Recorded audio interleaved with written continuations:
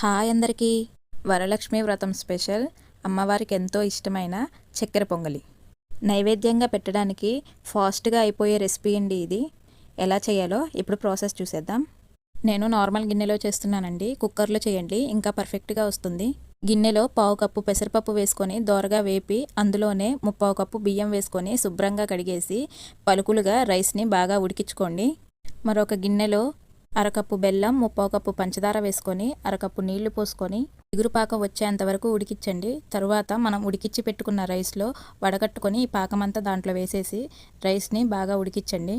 మరొక ప్యాన్లో కొంచెం నెయ్యి వేసుకొని అది హీట్ అయ్యాక ఎండు కొబ్బరి ముక్కలు, జీడిపప్పు, కిస్మిస్ వేసి దోరగా వేపి మనం ఉడికించి పెట్టుకున్న రైస్లో వేసేయండి. మనం వేసుకున్న పాకమంతా అన్నంకి బాగా పట్టి అన్నం గట్టిపడే వరకు ఉంచండి.